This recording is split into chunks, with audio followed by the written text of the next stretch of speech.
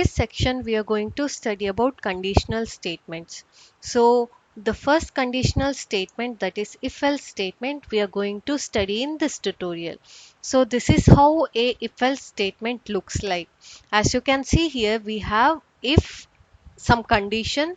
If this condition is true, then execute these set of statements, and then execute these set of statements if the condition is false. So if condition is true, execute these statements. If the condition is false, execute these statements. So let's look into the example for this if else statement. So we'll have two variables here, that is int a and int b are the two variables.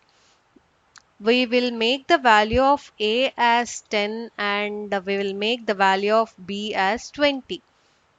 Now what we are going to do, we are going to put if else statements, that is if a equal to b. This is how you check for the equality. There should be double equal symbols. So if a equal to b, then cout a and b are equal. A and b are equal.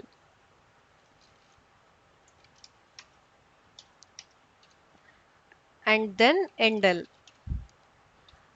If not, that is else, cout not equal. So let's see what will be the output. So as we know now, a is 10 and b is 20. These are not equal. It should print not equal in the output screen. So it's compiled now. I'm going to run it. If I run it, there is nothing in the screen. That is because of this typing mistake. So I'm going to run it again. I'm compiling it and the compilation is done. I'm going to run it. So we got not equal. So if we make it as equal, then if I compile it and run it,